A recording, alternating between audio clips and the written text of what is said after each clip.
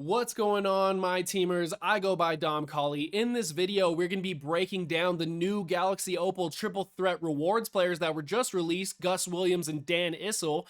But before we do that, if you haven't yet hit the subscribe button and like the video, please consider doing so. We are on the road to 1,000 subscribers, the holy grail. Also, catch me streaming every day, 4 p.m. until 9 p.m. Eastern Time, Monday through Friday. And without further ado, let's get into the video. All right, so checking out this Gus Williams and Dan Issel. One thing I can say right off the bat, they're good cards to have, but they're not going to break your heart if you don't get them, if you know what I mean, especially in Triple Threat Online where you always make that perfect ball drop and it never goes where you want it to go. Happens to me all the time.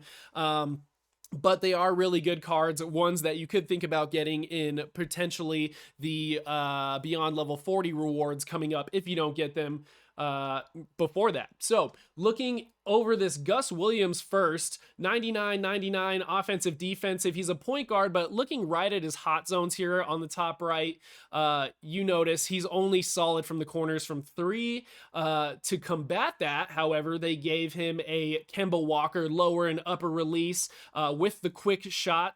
So pretty solid there. 3-point wise, this is where he kind of lacks, is at an 82. Athletically, he's a really sound guy for a point guard. Yeah, he can shoot in the mid-range pretty well as well. Defensively, he's almost a lock from the perimeter, pretty solid. He has the driving dunk ability as well. He's a pretty good playmaker.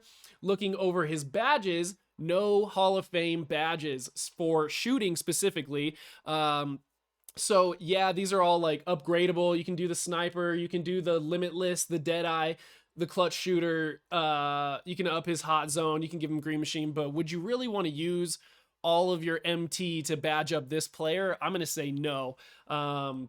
So he kind of lacks in the shooting ability. Where he's decent in that sense is with that Kemba upper and lower release and the quick timing. But other than that, you kind of have to badge him up to make him a baller from outside range, which in my opinion, you kind of need a point guard who can splash when needed for you, someone to lean on. So defensively, though, he is a pretty solid defensive player, still lacking when it comes to interceptor, intimidator, tireless defender. You'd want some of those to be on there, but he does have the clamps and the pickpocket, which is solid. So overall, he'd be like a sub, I think, on the defensive end. You put in late game, try and lock down like a Steph Curry or my Allen Iverson, you know what I mean? So a solid card, but not one to go crazy for. If you get him, you get him. If you get other guys, you might consider him in the Beyond Level 40 rewards. Same with this Dan Issel. Looking over, I think originally they had his animations messed up on here, but his lower and upper release is Kevin Love, which isn't bad. His dribble style is fundamental though, guys. So you can kind of see his dribble moves lack pretty big time. As a power forward, you kind of want him to be a little bit quicker than average if he's going to be shorter, because he's 6'9". He's got some wings though. He's a 7-foot wingspan, so you know, kind of makes up for it a bit. Defensively too, he's got some good stuff going on. As you can see, he's kind of like the overall decent card interior perimeter wise. He's consistent, but none of those stats just jump off the board. 3-point wise, he can hit that triple. His hot zones are actually really solid. So looking over this card a little bit further, even though he has a 99 defensive and a 98 offensively, I think he's going to be a better offensive player for you than you think. Rebounds wise too, he can go grab those boards, which I like. Plus he's got good hands. You really got to put him in post moves to make him effective down low. But with such big players out there, like him against Yao, good luck getting him on the inside there. But outside, he's got the limitless spot up. He's got the catch and shoot, corner specialist, set shooter, sniper. You can up his deadeye. You can up his blinders. Does he have the, yeah, he's got the limitless. You can give him a green machine and a hot zone hunter. So you have to actually put on a hot zone hunter to make that hot zone hunter effective at all, or his hot zone super effective. but he can shoot the ball. So, and that's one big thing. He has the Giant Slayer as well, which will help him out a little bit. He's got the posterizer. You can move up to Hall of Fame, and he would actually get some of those moving dunks, even though he's kind of a shorter power forward center. Playmaking wise, not a whole lot to look at. Defensively, he does have the Intimidator and the Rebound Chaser. You could up his interceptor, his clamps.